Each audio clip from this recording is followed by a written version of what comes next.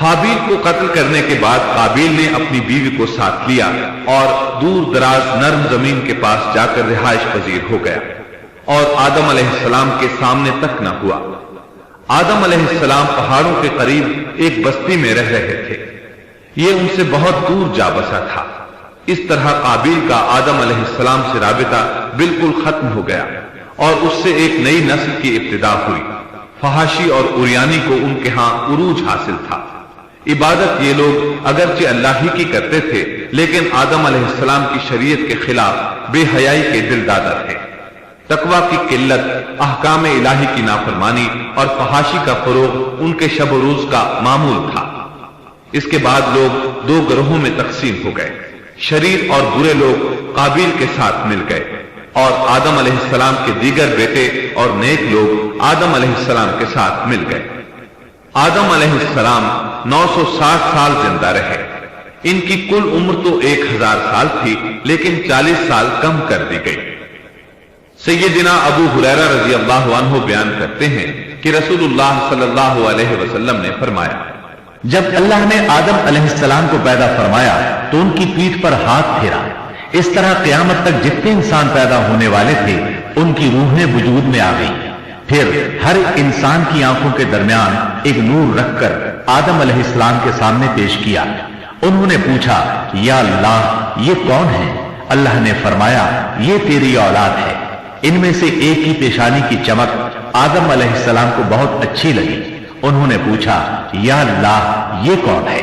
جواب ملا، یہ تیری اولاد میں سے بہت دور جا کر ہیں، ان کا نام داؤد ہے۔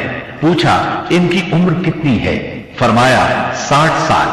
آدم علیہ السلام کہنے لگے، یا اللہ 40 سال میری عمر میں سے ان کی عمر میں شامل کر دے۔ اس سلسلے میں دوسری روایت یوں آئی ہے، جب آدم علیہ السلام کی روح قبض کرنے کے لیے فرشتہ آیا تو وہ کہنے لگے، میری عمر میں تو ابھی 40 سال باقی ہیں۔ اس وقت ان کی عمر 960 سال تھی۔ انبیاء اپنی عمر سے واقف ہوتے ہیں۔ فرشتے نے کہا، کیا آپ کو یاد نہیں آپ نے اپنی عمر کے 40 سال اپنی اولاد داؤد کو ہبہ کر دیے تھے؟ رسول اللہ صلی اللہ علیہ وسلم نے فرمایا، چونکہ آدم علیہ السلام نے انکار کیا تو ان کی اولاد بھی انکار کی عادی ہے۔ آدم علیہ السلام خود بھول گئے، ان کی اولاد بھی بھولتی ہے۔ آدم علیہ السلام نے خطا کی، ان کی اولاد بھی خطا کرتی ہے۔ حابیل کے قتل کے بعد اللہ تعالیٰ نے آدم اور حوا علیہ السلام کو اس کا نعم البدل عطا کیا۔ اس کا نام انہوں نے شیس رکھا۔ شیس کا مطلب ہے اللہ کا دیا ہوا تحفہ۔ حابیل کے قتل پر آدم اور حوا علیہ السلام دونوں بہت غمگین ہوئے، اس لیے اللہ نے بدلے میں انہیں شیس علیہ السلام عطا فرمائے۔ سیدنا ابو ذر غفاری رضی اللہ عنہ سے مروی ایک صحیح حدیث میں ہے کہ رسول اللہ صلی اللہ علیہ وسلم نے فرمایا، اللہ تعالیٰ نے 104 صحیفے نازل فرمائے، ان میں سے 50 صحیفے شیس علیہ السلام پر نازل ہوئے۔ ان صحیفوں میں ایسے قوانین، اصول اور ضابطے تھے جن سے انسانیت کی زندگی منظم ہوتی ہے۔ شیس علیہ السلام نے آدم علیہ السلام سے علم حاصل کیا، لیکن آدم علیہ السلام کا تمام علم وہ حاصل نہ کر سکے، اس لیے کہ آدم علیہ السلام نے بالمشافہہ اللہ تعالیٰ سے علم حاصل کیا تھا اور بہت سی اشیاء کا علم اللہ تعالیٰ نے انہیں سکھا دیا تھا، اس لیے وہ تمام علماء سے بڑھ کر عالم تھے۔ شیس علیہ السلام نے آدم علیہ السلام سے علوم سیکھ کر لوگوں کو سکھائے۔ لوگوں نے ان سے مختلف علوم، فنون اور پیشے سیکھے۔ انہیں شہروں میں رہنے سہنے کے بارے میں تعلیم دی، دن رات کے حسابات سے انہیں آگاہ کیا اور انہیں بتایا کہ کن اوقات میں وہ اللہ کی عبادت کریں اور عبادت کے طریقے انہیں سکھائے۔ احادیث میں اس کی وضاحت ملتی ہے۔ امام احمد رحمت اللہ علیہ بیان کرتے ہیں کہ ابو زمعہ سعدی کہتے ہیں کہ انہوں نے مدینے میں ایک شیخ کو لوگوں سے کلام کرتے دیکھا تو ان کے متعلق پوچھا، یہ کون شخص ہے؟ لوگوں نے بتایا کہ یہ ابی بن کعب رضی اللہ عنہ ہیں، بڑے صحابہ میں ان کا شمار ہوتا ہے، تمام مسلمانوں سے بڑھ کر قرآن اور اس کی تفسیر کے عالم ہیں۔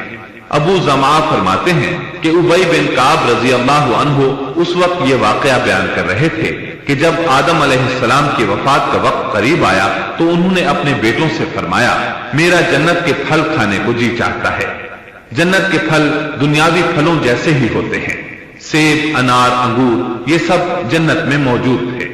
جنت کے اور دنیا کے پھلوں میں فرق یہ ہے کہ دنیاوی پھل بدبودار ہو جاتے ہیں، جبکہ جنتی پھل کبھی بدبودار نہیں ہوتے۔ اسی طرح دنیاوی پھلوں کا ذائقہ عارضی ہوتا ہے، جبکہ جنتی پھلوں کا ذائقہ ہمیشہ برقرار رہتا ہے۔ اس لیے آدم علیہ السلام نے چاہا کہ وہ جنت کے پھل کھائیں۔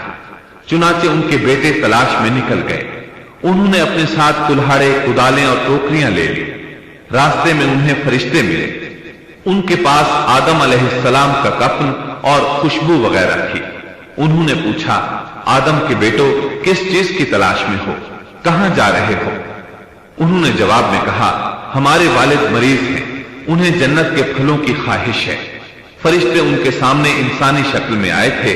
ان کی بات سن کر بولے، واپس جاؤ، تمہارے والد فوت ہونے کے قریب ہیں۔ اب ان میں اتنی طاقت نہیں رہی کہ پھل کھا سکیں۔ جب فرشتے آدم علیہ السلام کی روح قبض کرنے کے لیے آئے تو حوا علیہ السلام نے انہیں پہچان لیا۔ وہ بلند آواز سے آدم علیہ السلام کو پکارنے لگی، ان کے ساتھ چمٹ گئی۔ آدم علیہ السلام بولے، مجھ سے الگ ہو جاؤ، پہلے بھی مجھے تمہاری وجہ سے مصیبت پہنچی تھی، میرے اور میرے رب کے فرشتوں کے درمیان سے ہٹ جاؤ۔ پھر فرشتوں نے آدم علیہ السلام کی روح قبض کی، انہیں غسل دیا، کفن پہنایا، خوشبو لگائی، آپ کی قبر کھودی۔ پھر انہوں نے آدم علیہ السلام کی نماز جنازہ ادا کی۔ اس کے بعد انہیں قبر میں اتارا، پھر اوپر مٹی ڈال دی اور بولے، آدم کے بیٹو، تمہارے لیے یہی طریقہ ہے۔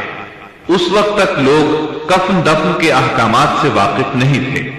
انہیں علم نہ تھا کہ قابیل نے اپنے بھائی کو کیسے دفن کیا تھا، اس لیے فرشتوں کو بھیجا گیا تاکہ تدفین کا طریقہ بتا دیں۔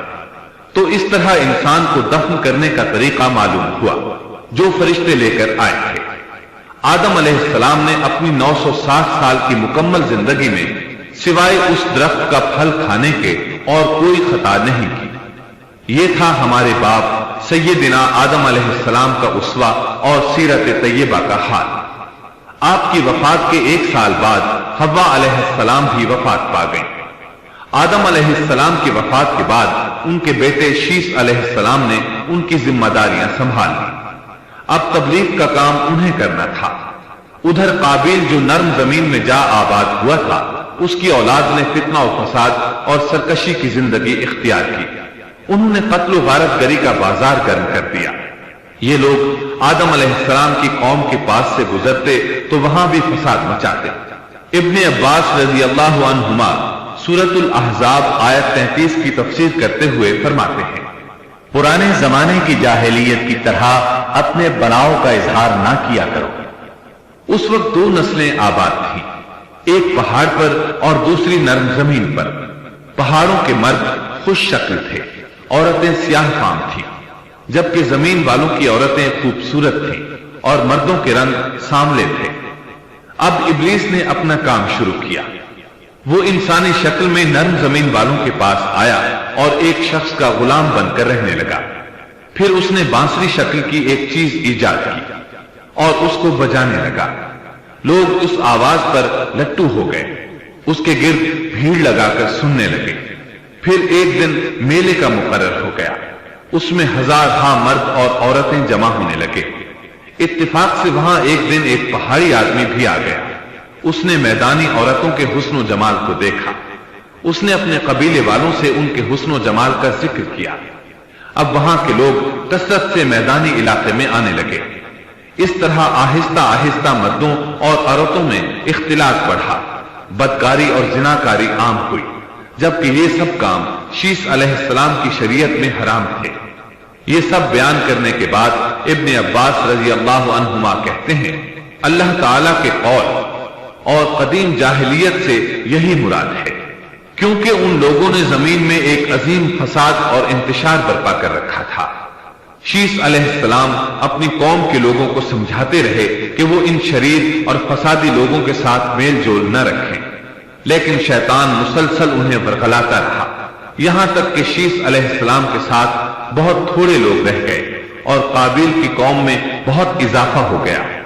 لوگ یوں ہی زندگی بسر کرتے رہے، یہاں تک کہ اللہ تعالیٰ نے ان میں ادریس علیہ السلام کو مبعوث فرمایا۔